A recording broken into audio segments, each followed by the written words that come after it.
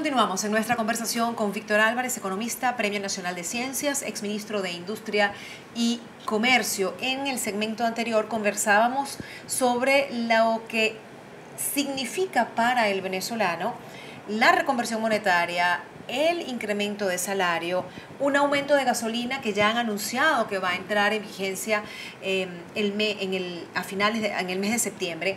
Pero estos elementos son gasolina para la volatilidad del contexto político y económico que estamos viviendo. Sí, indudablemente, ¿no? Van a atizar el fuego inflacionario, ¿no? Y por eso la gente va a terminar dándose cuenta que antes, aunque ganase menos bolívares, podía comprar más bienes.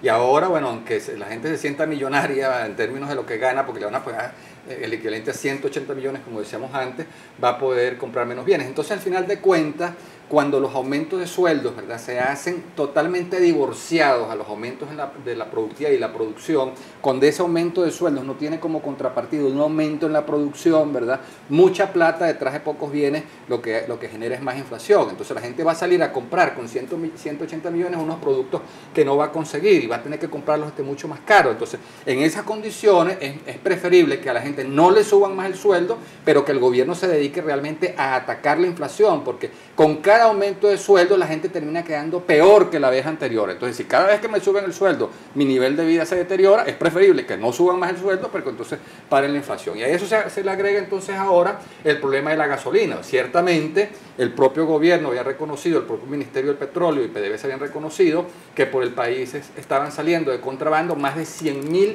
barriles diarios de contrabando. Un barril es equivalente a 159 litros.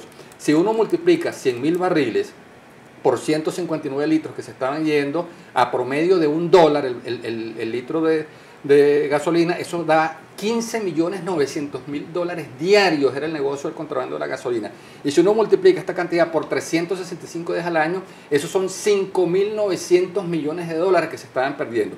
Es preferible entonces, efectivamente, sincerar el precio de la gasolina y esos 5.000, casi 6.000 millones de dólares que se están perdiendo, dárselos a la gente en un subsidio directo, ¿verdad?, para que pueda pagar los combustibles.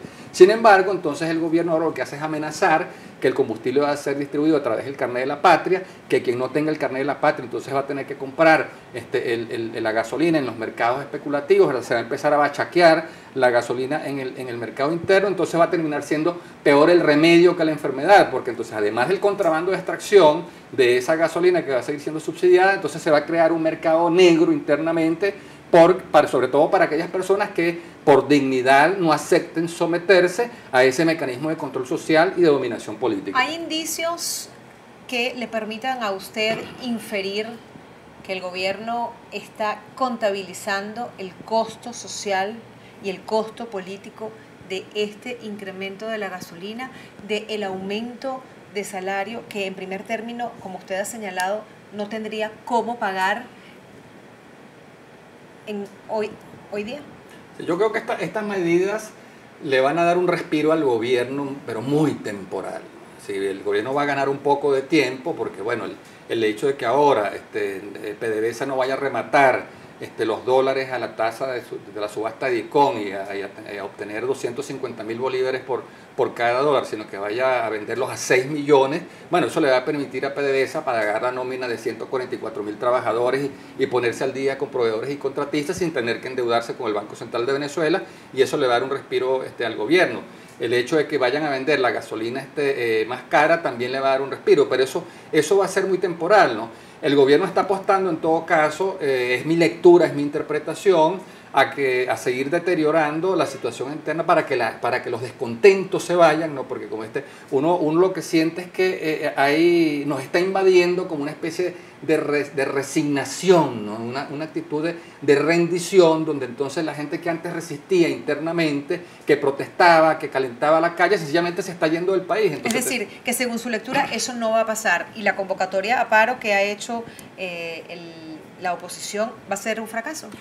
Yo creo que el paro va a ser forzado por la tranca en el sistema económico nacional que están generando estas medidas económicas. O sea, se le están metiendo palos a la carreta de la economía nacional con estas medidas. El nivel de confusión, de duda, de incertidumbre que hay ahora es tremendo.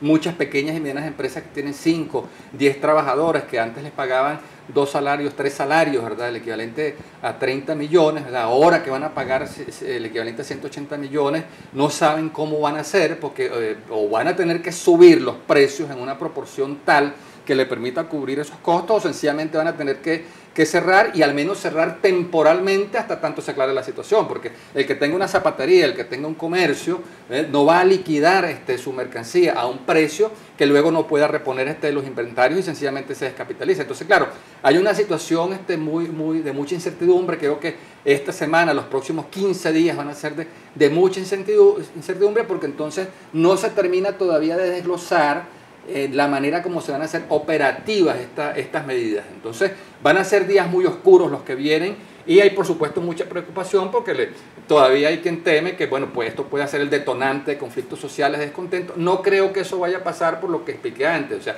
esta jugada del gobierno de lanzar ese aumento a 180 millones tiene un efecto analgésico y un efecto que desactiva, ¿no? Esa reacción inicial de descontento que se hubiese podido producir. Y en esa lectura que usted está haciendo, ¿cree que la oposición tiene capacidad de respuesta para enfrentar esta situación más allá de una discusión que se pueda dar, por ejemplo, en la Asamblea Nacional sobre las medidas? Bueno, tendría que demostrarlo, ¿no? Porque lamentablemente hasta ahora las fuerzas políticas que se oponen al gobierno han estado muy hundidas y muy tragadas en su conflicto interno, en sus disputas intestinas, que es una de las cosas que entonces también desalienta a buena parte del país que empieza a dudar demasiado de su dirigencia política, ¿no? Entonces el gobierno sacó bien las cuentas. Bueno, yo creo que el gobierno sabe que está enfrentándose a un país donde hay una oposición que de alguna manera por su propia división le alarga y prolonga la esperanza de vida del propio gobierno. Voy a dejar esta pregunta abierta para el siguiente segmento de conversación. ¿Son estas medidas neoliberales? Conversamos en esta edición del programa con Víctor Álvarez, economista, Premio Nacional de Ciencia, exministro de Industria y Comercio. Ya volvemos.